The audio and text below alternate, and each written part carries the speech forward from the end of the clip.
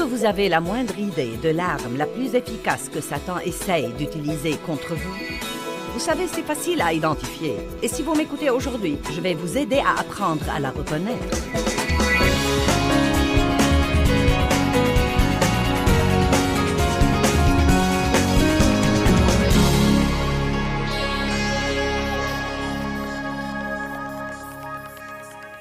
Avez-vous jamais passé un jour où vous ne saviez pas ce qui n'allait pas chez vous, mais vous aviez des pensées vraiment mauvaises à propos des autres? Et vous vous êtes demandé, pourquoi est-ce que j'ai ces pensées? Mais vos pensées étaient vraiment mauvaises et puis vous avez commencé à vous irriter contre les autres et vous vous êtes demandé, qu'est-ce qui ne va pas chez moi? Vous savez, Satan aime attaquer. On ne sait jamais exactement quand il va attaquer, mais il attaque tout d'abord votre pensée. La pensée est le champ de bataille. Vous devez vraiment faire attention à toutes vos pensées. Vous devez penser à vos pensées, car si vous ne choisissez pas vos pensées, si vous êtes passif, si vous avez la tête vide, le diable se fera un plaisir de la remplir de pensées qui empoisonneront votre vie spirituelle. Les gens achètent mon livre, Le champ de bataille de la pensée, plus que tout autre livre que nous avons, ce qui prouve que les gens ont des tas de problèmes avec leurs pensées. Donc, nous savons que Satan est menteur et qu'il se sert de pensées, de mauvaises pensées, pour amener la destruction dans notre vie. Nous savons aussi qu'il est destructeur et que l'arme dont il se sert est la souffrance. Nous avons enseigné là-dessus ce matin, comme quoi Satan veut détruire des tas de choses, mais qu'il veut surtout détruire notre foi. Et il se sert de la souffrance pour le faire, que ce soit la souffrance du rejet ou la souffrance de l'abus, quand on est enfant, ou la souffrance de la pression de l'entourage. Et il attaque votre corps s'il le peut. C'est pourquoi c'est important d'être dans une aussi bonne santé que possible pour que, quand des trucs essayent d'attaquer votre corps, vous ayez un puissant système immunitaire pour lutter contre ces trucs. Nous avons du mal à faire ce qu'il faut jusqu'à ce que nous ayons un cas urgent. Et nous devons aller plus loin dans la vie et commencer à faire ce qu'il faut tout le temps. Donc, Satan veut nous gouverner. Il vise notre volonté. Nous sommes des esprits. Nous avons une âme, nous vivons dans un corps, nous sommes tripartites. Pensez avec moi un peu. Vous avez un esprit, c'est là où vit le Saint-Esprit. C'est là où vous recevez des révélations de Dieu. C'est là où vous avez l'intuition. Vous avez là une conscience qui vous fait distinguer le bien du mal. C'est là où vous communiez avec Dieu, c'est là où vous communiquez avec Dieu. Mais vous avez une âme. Votre âme, c'est votre pensée, votre volonté et vos émotions. C'est votre personnalité. Vous avez un corps. Quand nous nous regardons les uns les autres, nous voyons des corps, mais nous ne sommes pas que cette coquille extérieure que nous voyons. Et bien que votre esprit soit en bon état parce que vous avez reçu le Christ comme votre sauveur et qu'il vous a purifié et qu'il vous a sanctifié parce qu'il ne peut pas demeurer dans un lieu qui n'est pas saint, vous pouvez avoir un cœur juste et un esprit juste et pourtant avoir une âme désordonnée. Et vous pouvez avoir une pensée désordonnée. Votre volonté peut être toujours têtue et orgueilleuse et vos émotions peuvent toujours être une épave. Et pour que ce qui est dans votre esprit se manifeste par l'intermédiaire de votre corps, là où il peut servir aux autres, votre âme doit faire un travail là-dedans, car tout ce qui est dans votre esprit doit passer par votre âme. Je vous prêche, mais à bien des égards, cela passe par ma personnalité, par ma voix. J'ai dû penser à ce message. J'ai dû décider d'être ici. Tant de gens ont l'occasion de faire quelque chose de grand et de puissant dans leur vie, mais ils ne s'occupent jamais de leur âme. Hébreux 4 dit « Seule la parole de Dieu peut partager âme et esprit. » Pourquoi est-ce important d'apprendre à partager âme et esprit? Simplement parce que votre âme ne vous dit rien sur Dieu, votre âme ne vous parle que de vous. Votre âme ne vous dit pas ce que pense Dieu, elle vous dit ce que vous pensez. Elle ne vous dit pas ce que ressent Dieu, mais ce que vous ressentez. Elle ne vous dit pas ce que veut Dieu, elle vous dit ce que vous voulez. Si nous voulons savoir ce que Dieu veut, pense et ressent, la parole de Dieu qui nous guide doit être le numéro 1 dans notre vie. Elle est plus grande que ce que je pense ou ce que vous pensez. Elle est plus grande que ce que je raisonne ou je comprends ou je ne comprends pas. Elle est plus grande que tout ce que je ressens. Ce que je ressens n'a pas d'importance. La parole de Dieu est la parole de Dieu. Je ne sens pas que Dieu m'aime, eh bien, il vous aime. Je ne sens pas que j'ai un avenir, eh bien, vous avez. Je ne sens pas que je peux surmonter mon passé, eh bien, vous pouvez. Et plus que toute autre chose, les gens parlent souvent de ce qu'ils ressentent. Je me demande parfois si nous servons le Dieu de nos sentiments ou le Dieu de la Bible. Je sens, et je ne sens pas, et je ne sens pas. Nous devons comprendre l'importance d'honorer et de respecter la parole de Dieu au-dessus de ce que nous pensons, de ce que nous voulons et de ce que nous ressentons. On me demande souvent ce que je pense des choses comme le voyage. Joyce, que penses-tu de voyager tout le temps? Eh bien, le seul moyen de pouvoir le faire, c'est que je ne me demande pas ce que je ressens. Vous vous attirez beaucoup d'ennuis quand vous vous demandez ce que vous ressentez. Quand vous laissez vos sentiments voter, vous êtes déjà sur la voie de la défaite. Satan se sert de vos sentiments pour vous contrôler, pour vous éloigner de la volonté de Dieu. Je suis allée en Nouvelle-Guinée il y a plusieurs mois. Un long voyage, 40 heures en avion aller-retour. Décalage horaire aller, décalage horaire retour. Mon corps était perturbé, mes modes de sommeil perturbés. Es-tu excitée à l'idée d'aller à Papa en Nouvelle-Guinée, Joyce? Les gens veulent toujours savoir si je suis excitée à l'idée de faire ceci et cela. Et la chose intéressante, c'est que je n'étais vraiment pas excitée à l'idée d'aller, mais j'étais engagée à aller. Il y a une grande différence entre l'excitation et l'engagement. Amen? Maintenant, allez, vous dites, tu n'étais pas excitée? Eh bien, j'ai fait ça maintes et maintes fois. Je sais ce que ça implique. Maintenant, la première fois, j'étais très excitée. Mais dès que j'ai souffert du décalage horaire, je ne l'étais plus. Dès que j'ai voulu dormir toute la journée et rester éveillée toute la nuit, je n'étais plus excitée. Quand j'ai quitté, j'avais attrapé un virus, j'avais mal à l'estomac. Je suis montée en avion. 1 heure plus tard, j'ai eu la nausée et j'ai commencé à vomir. Et ce n'est pas une partie de plaisir de s'asseoir dans un avion pour 22 heures quand vous avez mal à l'estomac et que vous voulez vous glisser dans un trou et mourir. Non, je n'étais pas excitée. Et il ne faut pas en avoir honte. Cela ne veut pas dire que mon cœur n'était pas juste. Cela veut dire que j'ai appris à vivre au-delà de mes sentiments. J'aimerais mieux avoir quelqu'un d'engagé envers moi que quelqu'un d'excité. C'est ce qui arrive à tant de mariages, quand l'excitation s'en va, et c'est inévitable. Allez! Si vous êtes marié depuis 10 ans, je parie que quand votre mari arrive, ça ne vous donne pas la chair de poule. Mais vous savez, j'espère et je prie que cela devienne quelque chose de beaucoup plus profond et de beaucoup plus sérieux. Dave et moi sommes mariés depuis 42 ans et demi, et je peux vous dire que nous sommes engagés l'un envers l'autre. Mais Satan veut nous contrôler, et une des choses principales qu'il fait, c'est qu'il nous ment. Et si nous croyons ces mensonges, cela commence à affecter nos émotions. Et si nous devenons trop émotifs, cela commence à affecter nos décisions, et tout finit par devenir un gâchis. Donc, Satan veut que nous soyons indépendants de la volonté de Dieu. Il veut que nous fassions ce qui nous plaît. Il veut aussi que nous soyons passifs. Et la passivité veut dire que vous n'utilisez pas votre volonté pour prendre des décisions, mais que vous attendez d'y être poussé par une force extérieure. Vous attendez d'avoir envie de faire ce qui est juste. C'est un problème énorme, énorme aujourd'hui, car nous sommes devenus paresseux dans notre société. Ça nous embête que l'escalier roulant ne marche pas dans le centre commercial et que nous soyons obligés de monter sur l'escalier.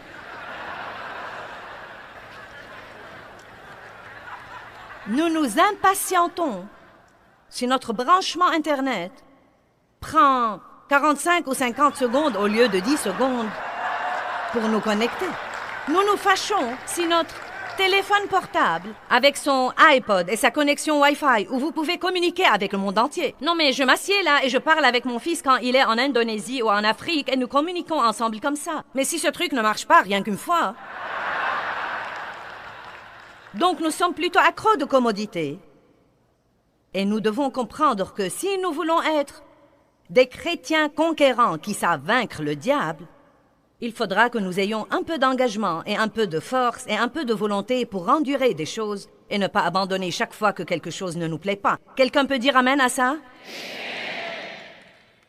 Le chrétien ne doit pas être émotif. Je ne dis pas que vous ne pouvez pas avoir des émotions. Vous pouvez jouir des émotions. Nous avons manifesté nos émotions ce soir en adorant Dieu. Et à dire vrai, c'est une des meilleures occasions pour les utiliser. Beaucoup de gens disent « Je ne veux pas m'impliquer dans toute cette émotivité religieuse », mais ces mêmes individus agissent comme des fous dans un match de foot. Amen. Mais être émotif veut dire que vous êtes mené par vos sentiments. Il y a des fois où je n'y peux rien et vous n'y pouvez rien non plus. Les émotions ne vont pas s'en aller, mais nous devons apprendre à gérer nos émotions et à ne pas les laisser nous gérer. Vous faites de grands progrès quand vos sentiments ne sont pas comme il faut et que vous choisissez pourtant, en utilisant votre volonté, de faire ce qu'il faut. Laissez-moi vous dire quelque chose, c'est une victoire et c'est une puissance. La puissance sur Satan ne veut pas dire que nous avons l'autorité de le tenir à distance, là où il ne peut jamais nous attaquer, jamais nous mentir, jamais venir contre nous. La puissance que nous avons, c'est que quand il nous attaque, nous n'avons pas à agir comme lui.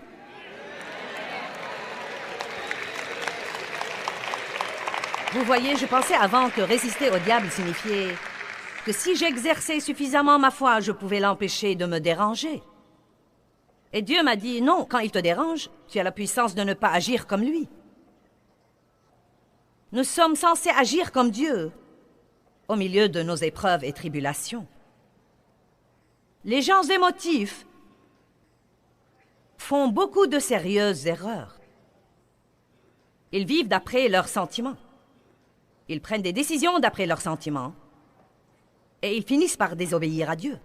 Les décisions façonnent notre caractère et elles tracent le cours de notre vie. L'amour, par exemple, est un thème principal dans la parole de Dieu. Et pourtant, il manque tellement dans l'Église aujourd'hui.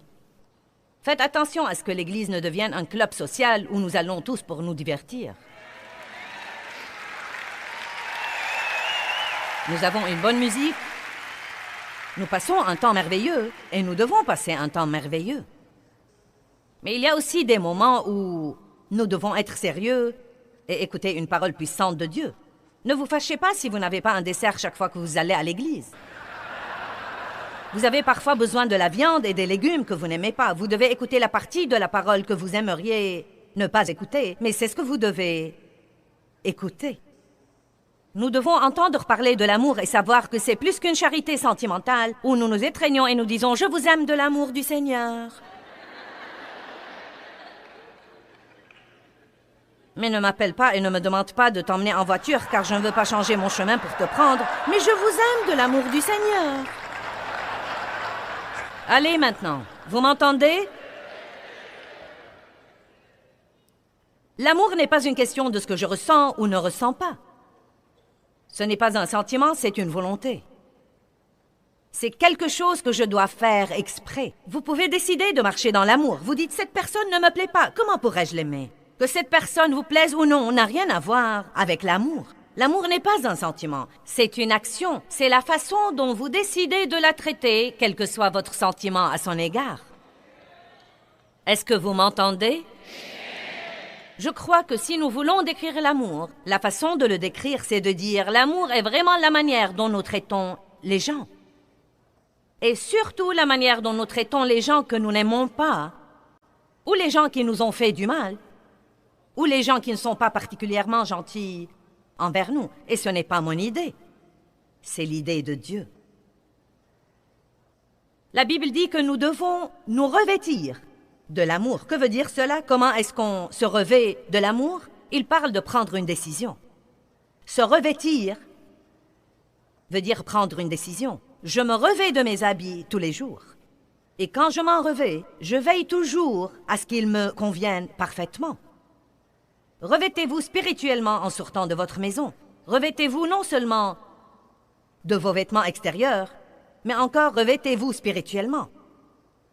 Revêtez-vous de la miséricorde et de la bonté et de la patience. Et la Bible dit dans Colossiens 3, « Mais par-dessus tout ce que vous revêtez, par-dessus tout ce que vous revêtez, revêtez-vous de l'amour. » Cela veut dire qu'avant de sortir par la porte le matin, vous devez vous parler et vous devez prendre quelques décisions. Dites des choses comme je sais déjà avant de sortir par la porte que tout ne va pas se passer comme je voudrais aujourd'hui. Et je décide en ce moment que, même quand je ne me fais pas à mon idée, je vais garder ma patience et je vais garder ma piété. Décidez et restez décidés à faire ce que dit Colossiens 3. Mais qu'est-ce que nous faisons? Nous sommes passifs, nous sommes étourdis. Nous ne nous levons pas pour prier parce que nous n'avons pas envie de nous lever. Et nous restons au lit trop longtemps et maintenant nous devons aller travailler. Maintenant nous sommes sous cette pression. Maintenant tout commence à tourner mal et nous nous fâchons et nous nous emportons et nous blâmons tous les autres. Et avant de quitter, nous hurlons et nous crions après tout le monde. Puis nous conduisons dans la circulation qui n'est pas bonne et nous faisons toutes sortes de signes de la main aux autres personnes dans les autres voitures. J'ai eu un de ces signaux ici à Atlanta. Ouh, mince alors. Nous avons fait une petite erreur. Je crois que nous sommes entrés dans la file de ce type ou quelque chose comme ça. Et il nous a fait un signe de la main et ce n'était pas un signe qu'on aimerait avoir et... J'ai pris la décision, il ne me volera pas ma joie. Non, je n'ai pas le temps de me fâcher et d'être dérangée. Je lui ai juste dit à haute voix que Dieu te bénisse. Que Dieu te bénisse. Bonne journée, que Dieu te bénisse. Vous savez quoi? J'en suis au point où je plains les gens qui se fâchent parce que quelqu'un a par hasard osé faire une erreur et leur barrer le passage juste un peu. Mais vous savez quoi? Le monde est explosif en ce moment. Les gens sont prêts à exploser à tout moment à cause de la pression qu'ils ont dans leur vie. Ils vivent d'après leurs émotions, ils vivent sans réfléchir, ils font ce qu'ils ressentent. Ils ne prennent pas des décisions d'après la parole de Dieu, ils ne prennent pas des décisions sages. Les gens achètent des choses sur un coup de tête et puis ils ont toute cette pression des dettes. Et maintenant, ils s'emportent contre tout le monde et ils sont furieux contre leur patron parce qu'il ne leur paye pas assez. Et maintenant, leur pression financière est de sa faute.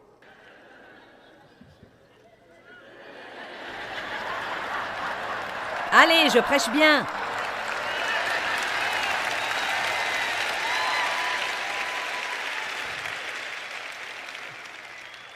Ce n'est pas la responsabilité de votre patron de vous surpayer pour votre travail, car vous avez agi selon la chair et acheté tout ce qui vous est passé sous le nez. Nous devons vivre selon nos moyens et attendre avant d'acheter certaines choses et comprendre que nous ne sommes pas obligés de tout acheter et d'utiliser nos cartes de crédit où que nous allions et être prêts soit à nous passer des choses dont nous pouvons nous passer et épargner de l'argent pour les payer comptant. Allez maintenant, je prêche bien.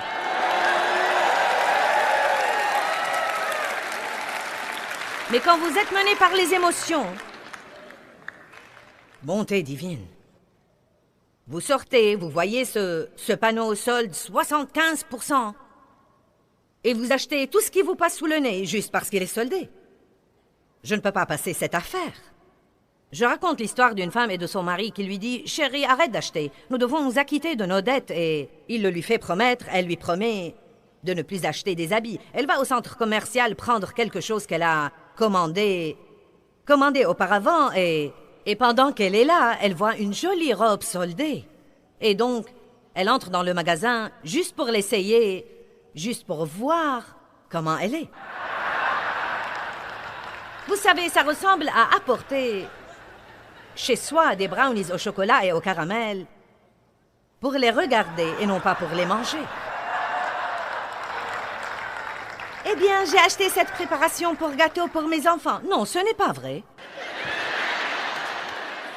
Non, ce n'est pas vrai. Si vous voulez donner un gâteau à vos enfants, prenez-les quelque part, donnez-le leur, mais ne l'apportez pas à la maison et ne vous asseyez pas là pour le contempler. Donc, de toute façon, elle rentre chez elle. avec la robe, espérant qu'il ne la verra pas, mais il la voit l'amener et il s'emporte sur le champ. « J'ai cru que tu m'as fait la promesse de ne plus acheter d'habits. » Elle lui dit « Mais chérie, cette robe était soldée et je l'ai essayée et elle me va à merveille, je n'ai pas pu résister. » Et il lui dit « Eh bien, tu aurais dû dire « Arrière de moi, Satan. » Elle lui dit « J'ai dit ça et il m'a dit que la robe m'allait mieux de derrière. »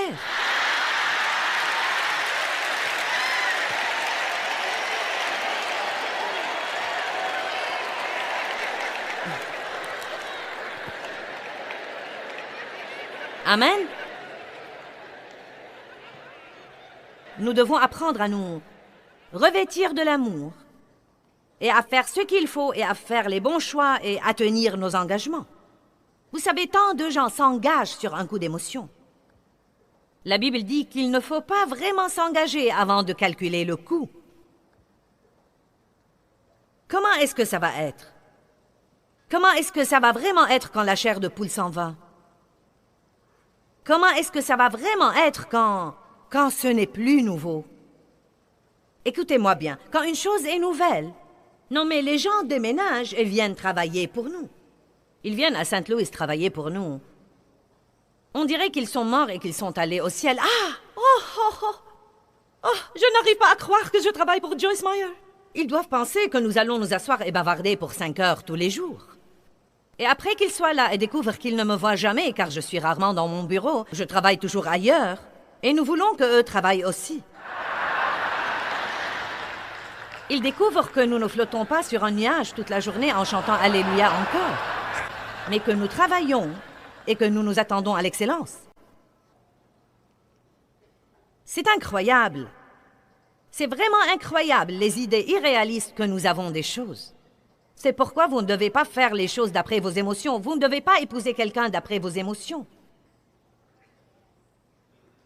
Vous devez vous assurer que vous calculez le coût et vous êtes vraiment prêt à vous engager. Et vous savez bien que quoi que vous fassiez et quel que soit le genre de travail que vous avez, il va y avoir des jours où vous n'allez pas l'aimer. Et il va y avoir des choses là-dedans que vous n'aimez pas.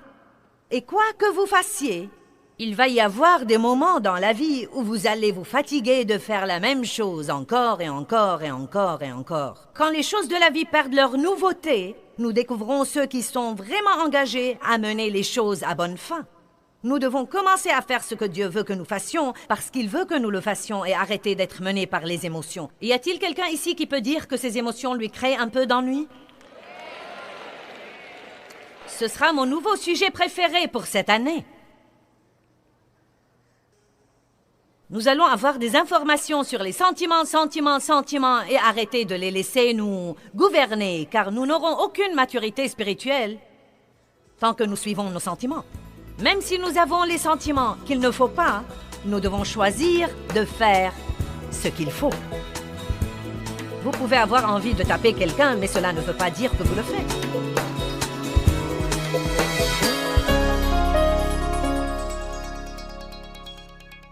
Eh bien, la Bible dit dans Jacques 4,7, « Soumettez-vous donc à Dieu.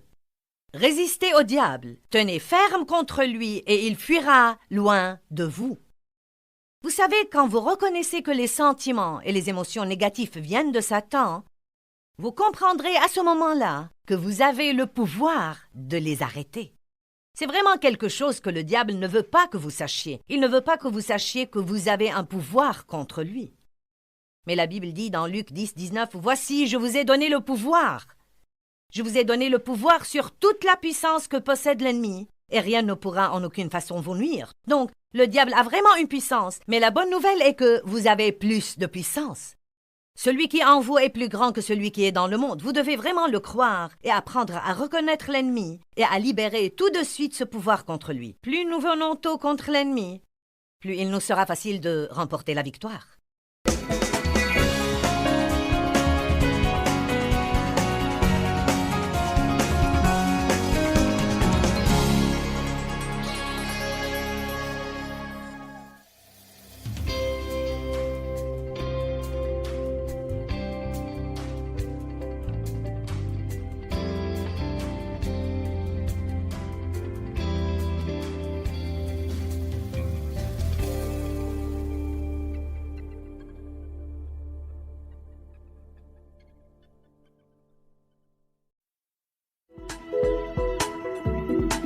Avez-vous jamais fait quelque chose de mal et demandé à Dieu de vous pardonner, mais vous n'avez pas pu vous débarrasser de ce sentiment honteux que vous aviez au-dedans de vous?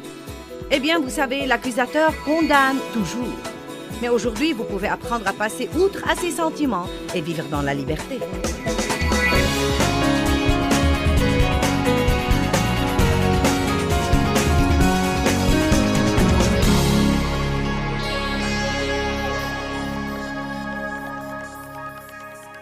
Galates 6, 8 à 10.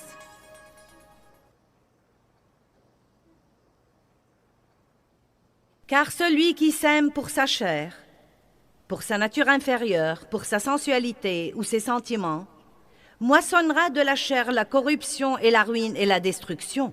Combien d'entre vous comprennent ça? Si vous vivez d'après vos sentiments, vous moissonnerez la ruine, la corruption et la destruction. Mais celui qui sème pour l'esprit, moissonnera de l'esprit la vie éternelle.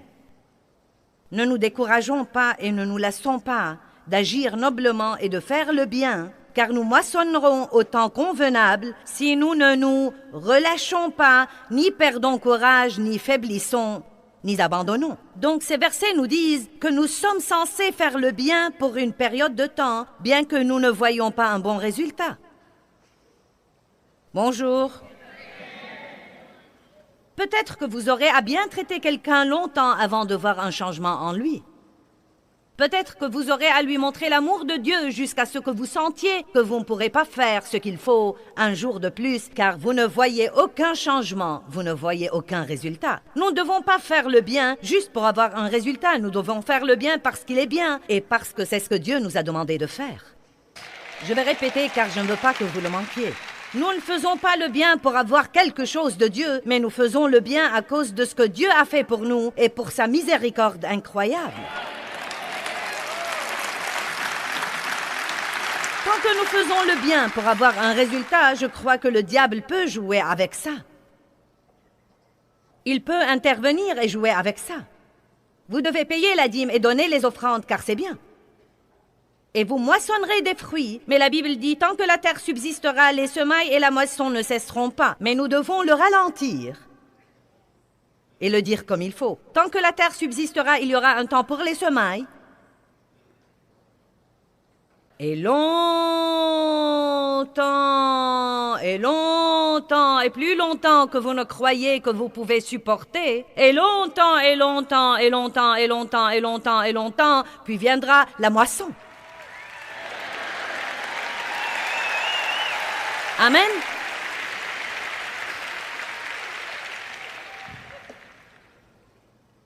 Puis il dit, et j'aime le verset 10, « Ainsi donc, pendant que nous en avons l'occasion, pratiquons le bien envers tous, non seulement en faisant ce qui leur est utile, mais encore en faisant ce qui est pour leur bien et leur avantage spirituel. Songez à être une bénédiction, et surtout envers les frères en la foi. » Maintenant, ces versets particuliers m'ont changé la vie radicalement, car j'ai compris quand je les ai lus que si je voulais marcher dans l'amour, je devais le faire exprès et je devais penser au moyen d'être une bénédiction pour les autres et non pas attendre d'avoir envie d'être une bénédiction. Vous savez, il y a des jours, à dire vrai, où j'aimerais qu'on me laisse tranquille. Mais ce n'est pas parce que je le ressens que ça doit arriver. Il y a eu une époque dans ma vie où, si j'avais envie qu'on me laisse tranquille, je pouvais être désagréable et méchante et rien qu'à ma grimace, je pouvais faire comprendre aux autres « Laissez-moi tranquille ». J'ai découvert que si je voulais vraiment glorifier Dieu, quels que soient mes sentiments, je devais toujours être gentil avec les autres, car ce que je ressens n'est pas leur problème.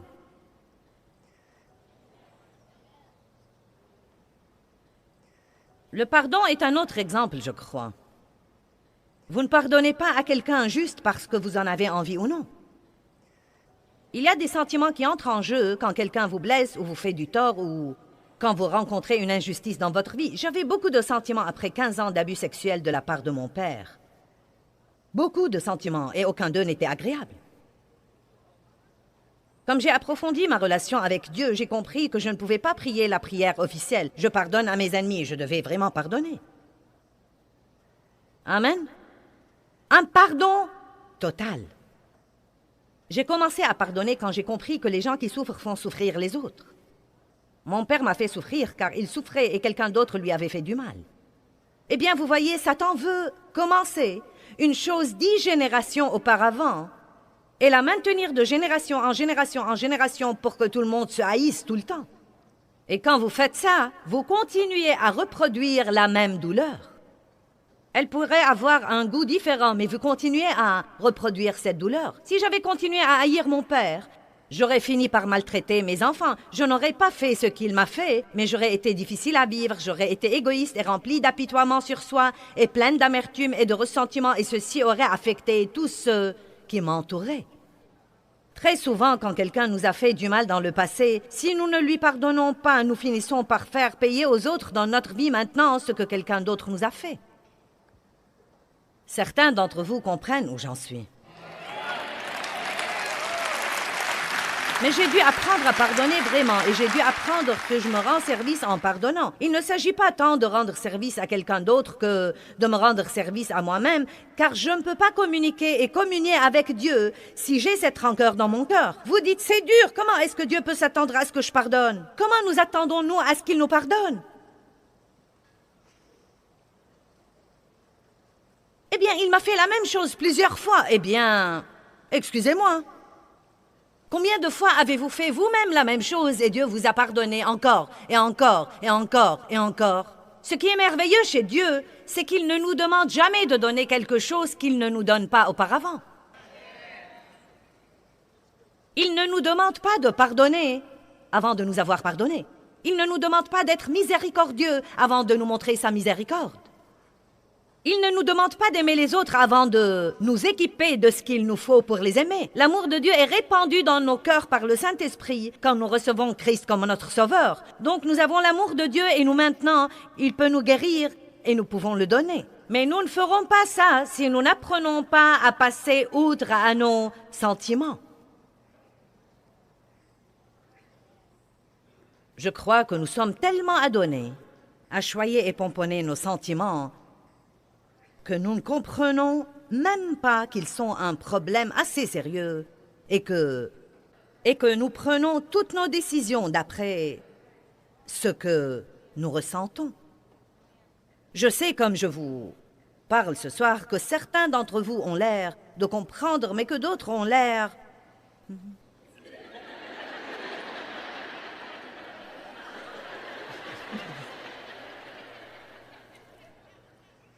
À quel point est-ce que vous laissez vos sentiments gérer votre vie? À quel point laissez-vous vos sentiments vous dicter votre humeur et votre façon de traiter les gens? À quel point est-ce que vous laissez vos sentiments vous dicter ce que vous dites? Oh, il y a quelqu'un là-bas qui a l'air d'avoir saisi celle-ci. Éphésiens 4, 26.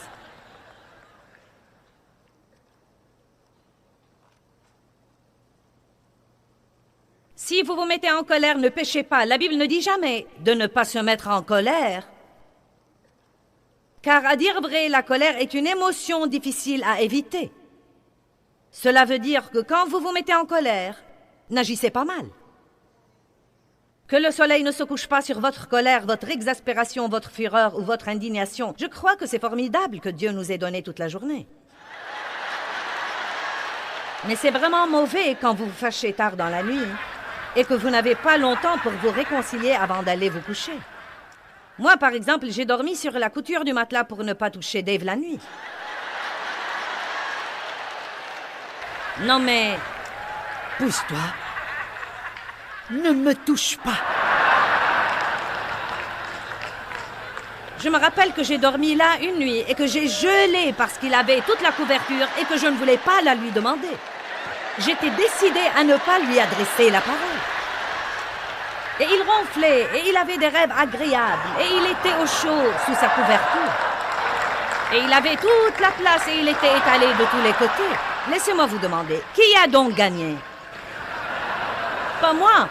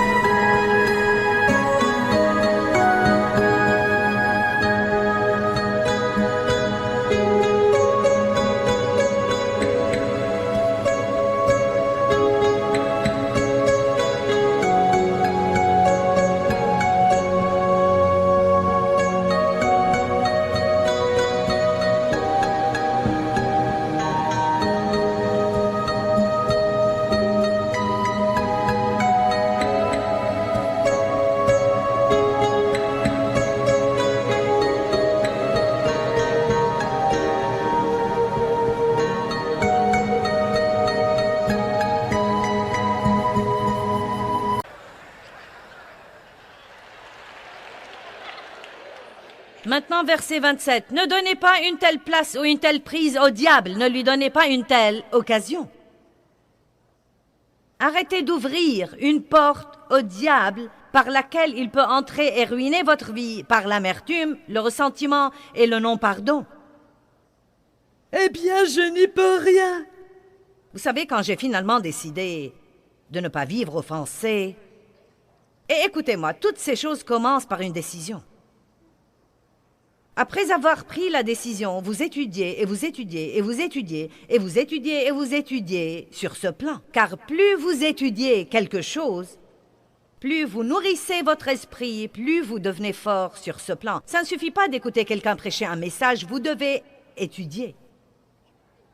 Et l'étude diffère de la lecture. Et donc, étudiez et étudiez et étudiez. Prenez la décision et étudiez. Et la prochaine fois que quelqu'un vous blesse et vous exaspère, et que vous avez les mêmes sentiments que vous aviez avant, et que vous savez que si Dieu ne vous aide pas, il n'y a pas moyen que vous puissiez entrer dans la même pièce que lui, ou lui parler, ou le ménager.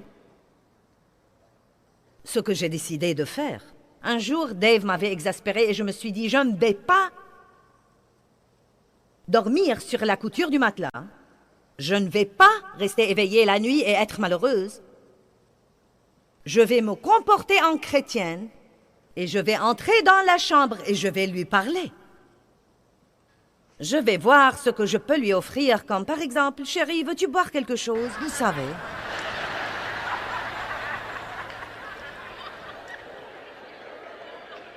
Et je n'ai pas pu entrer là pour faire ça.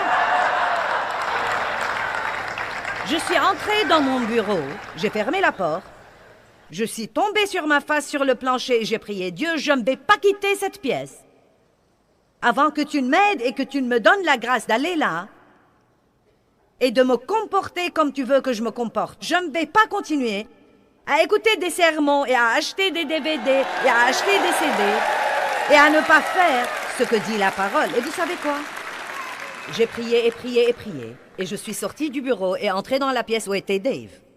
Je ne me rappelle pas toute l'histoire, mais je lui ai probablement dit quelque chose comme « Je suis désolée que nous nous soyons disputés et je te demande de me pardonner et je veux que nous ayons une bonne nuit. » Et nous nous sommes réconciliés et j'ai eu la paix et la couverture et je n'ai pas eu à dormir sur la couture du matelas. Mais le plus important, c'est que j'ai claqué la porte au nez du diable. Allez, ne vivez pas votre vie fâchée. Et je sais que vous vous dites, mais je n'y peux rien avec mes sentiments. Vous savez, c'est vrai, je suis d'accord. Mais vous pouvez avec votre comportement. Car c'était une révélation pour moi quand j'ai compris que je pouvais ressentir ce qu'il ne faut pas et faire ce qu'il faut. Et il y a des gens ici et des gens qui nous regardent à la télé qui ont du mal à croire ça. Vraiment. Vous pouvez avoir envie d'abandonner, mais persévérer. Vous pouvez avoir envie de garder votre argent, mais décider de donner une offrande et être une bénédiction à quelqu'un. Amen. Vous pouvez avoir envie de rester au lit, mais décider de vous lever. Pas besoin d'avoir envie de faire les choses pour les faire. C'est important d'apprendre que nous ne devons pas vivre d'après nos sentiments. Vous savez, David était un homme qui parlait librement de ses sentiments. Je ne crois pas que nous devons ignorer nos sentiments ou nier nos sentiments ou cacher nos sentiments de Dieu. Dieu est une personne avec qui nous pouvons toujours être transparents au sujet de nos sentiments parce qu'il les connaît. Et c'est bon de décharger, c'est bon de les exprimer et de dire « Dieu, c'est ce que je ressens, mais c'est ce que je vais faire. » Regardons maintenant le psaume 56. Rappelez-vous que Satan veut vous contrôler et qu'il se sert de vos sentiments. Il vous tente de devenir émotif et de faire ce qu'il ne faut pas. Et après avoir réussi à vous le faire faire, il vient comme l'accusateur des frères et vous condamne pour avoir fait la même chose qu'il vous a tenté de faire. Quelqu'un ne l'a jamais expérimenté? Psaume 56, 1. « Aie pitié de moi et use de grâce envers moi, ô Dieu. Car les hommes voudraient me harceler ou m'engloutir. Tout le jour, mes ennemis m'oppriment. Ceux qui me guettent voudraient m'engloutir ou me harceler tout le jour. Ils sont nombreux et ils me font la guerre, ô très haut. Au jour où je craindrai, je me confierai en toi. Il n'a pas dit « je me sens confiant », il a dit « je me confierai en toi ». Vous savez, j'ai découvert que je peux monter sur cette plateforme parfois et peut-être manquer d'assurance, mais malgré cela, je décide d'être sûr de moi. Et dès que je décide d'être sûr de moi, les sentiments d'insécurité doivent se soumettre à ma décision et s'en aller.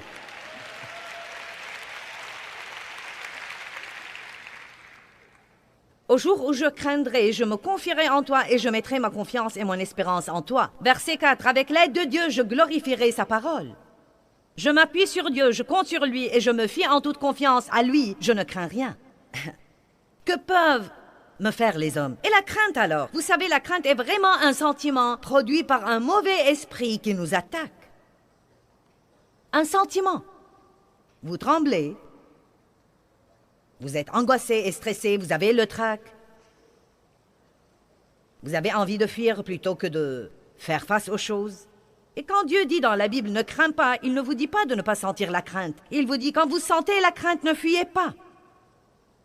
Ne cherchez pas à éviter ce que vous êtes censé faire, mais continuez à aller de l'avant et à faire ce que vous croyez que Dieu vous a dit de faire. Josué chapitre 1, verset 3. « Tout lieu que foulera la plante de votre pied, je vous l'ai déjà donné. » Dieu nous a donné la terre, mais nous devons aller la prendre. Et ce qui va arriver, c'est que Satan va venir contre nous et essayer de nous faire reculer par la crainte. Et si vous échouez, et si ceci, et si. Vous me comprenez? Mais j'ai peur. Eh bien, faites-le en ayant peur. Il y a tant de choses que Dieu vous réserve. Vous avez tant de potentiel. Vous ne savez pas comment Dieu peut utiliser ou se servir d'une personne ordinaire. Et vous devez aimer Dieu et être disponible. Et être prêt à sortir de la barque et ne pas fuir les difficultés. Quand David a fait face à Goliath, j'aime ce que dit la Bible à ce sujet. Il regardait Goliath et Goliath était tellement plus grand que lui. Et ses frères et le roi lui ont dit à lui et à tous les autres, « Oh, il n'y a pas moyen que tu le vainques. » Donc il a été découragé par tous ceux qu'il aimait. Et la Bible dit que David a couru à toute vitesse vers la ligne de bataille. Je crois parfois que nous pensons excessivement. Quand vous faites face à votre Goliath, ne pensez pas tellement à lui. Avancez-vous par la puissance de Dieu et vainquez-le. Donc, il dit ce qui suit. C'est ce que je ressens, mais je vais. Utilisez votre volonté pour choisir de faire le bien. Et quoi que vous fassiez, ne soyez pas passif, car ne pas décider est toujours une décision. Vous décidez de ne pas décider. Amen. Les résolutions. Nous ne faisons rien parce que nous ne savons pas quoi faire. Devrais-je aller faire ceci? J'ai envie d'être missionnaire. Devrais-je aller en Inde? Devrais-je aller en Afrique? Devrais-je aller en Chine? 5 ans plus tard, vous dites, eh bien Dieu, j'ai envie d'être missionnaire. Mais devrais-je aller quelque part? Faites quelque chose de peur de ne rien faire. Et si je vais au mauvais endroit, eh bien vous apprendrez à ne pas y retourner. Amen. Quand Dieu m'a appelé au ministère, je ne savais vraiment pas ce que j'étais censé faire. Je me disais, je dois travailler pour servir Dieu. Et je ne savais pas quoi faire, donc j'ai travaillé dans la garderie. En 2 semaines, j'ai su que ce n'était pas mon appel.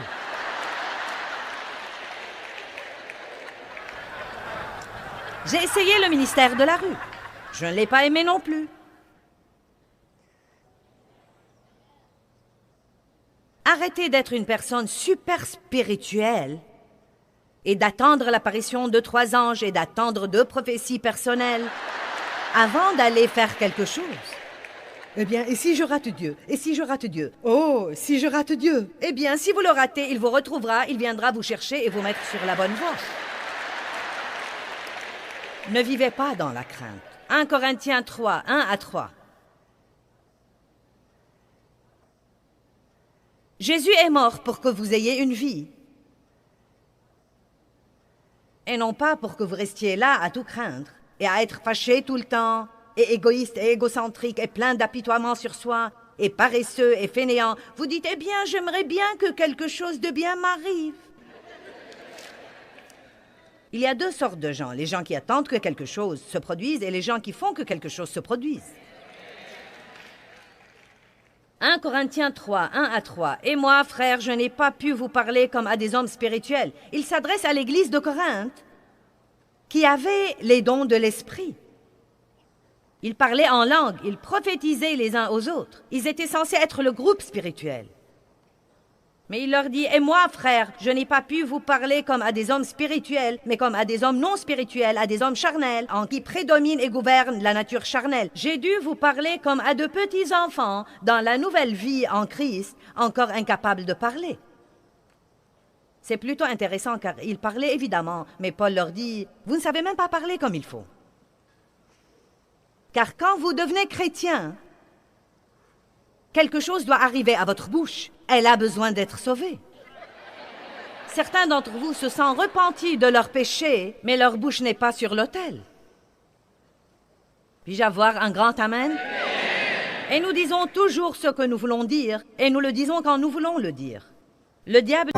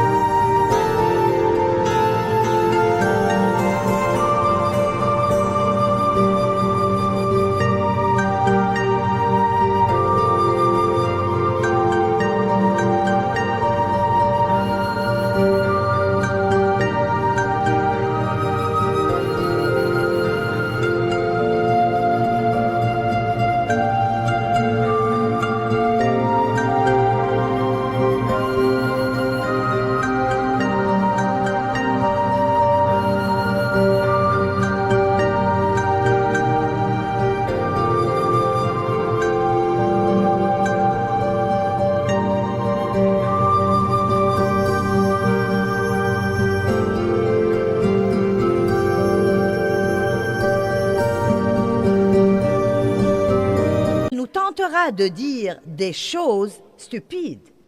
Et dès que nous les disons, il nous accuse et il nous culpabilise pour la chose même qu'il nous a tenté de faire ou dire. Amen. Il est l'accusateur des frères. Je vous ai donné d'huile et non de la nourriture solide, car vous n'étiez pas encore assez fort pour la supporter. Et même à présent, vous n'êtes pas assez fort pour la supporter, parce que vous êtes encore non spirituel, vous avez la nature de la chair, parce que vous êtes sous le contrôle des impulsions ordinaires. Alléluia. Donc, vous vivez d'après vos émotions. Puis il leur dit, tant qu'il y a l'envie et la jalousie, et les disputes, et les dissensions, et les conflits, tant qu'il y a toute cette jalousie et cette envie, eh bien, tu chantes dans la chorale et moi pas. Je suis fâchée. Tu as une nouvelle robe et moi pas. Ça fait 20 ans que j'espère en Dieu pour un mari et je suis toujours célibataire. Et tu as été sauvée la semaine passée et tu es déjà mariée.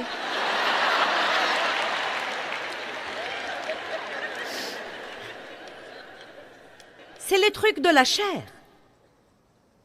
C'est vivre dans cette futilité de ce que vous voulez, de ce que vous pensez et de ce que vous sentez.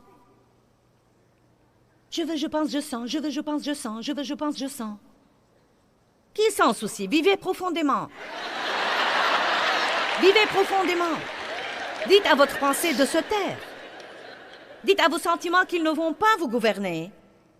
Et commencez à utiliser votre volonté renouvelée pour faire des choix d'après la parole de Dieu.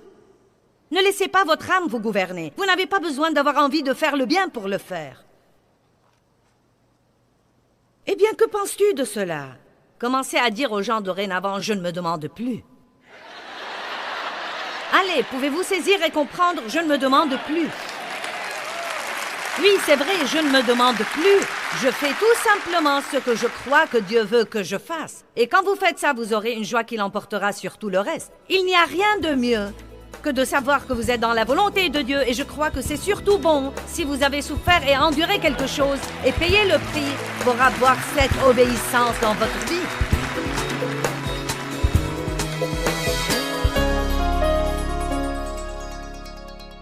Eh bien, la Bible dit dans Jacques 4,7, « Soumettez-vous donc à Dieu.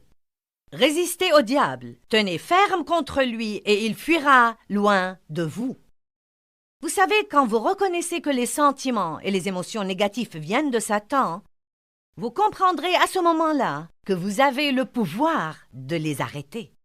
C'est vraiment quelque chose que le diable ne veut pas que vous sachiez. Il ne veut pas que vous sachiez que vous avez un pouvoir contre lui.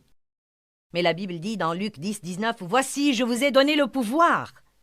Je vous ai donné le pouvoir sur toute la puissance que possède l'ennemi, et rien ne pourra en aucune façon vous nuire. » Donc, le diable a vraiment une puissance, mais la bonne nouvelle est que vous avez plus de puissance.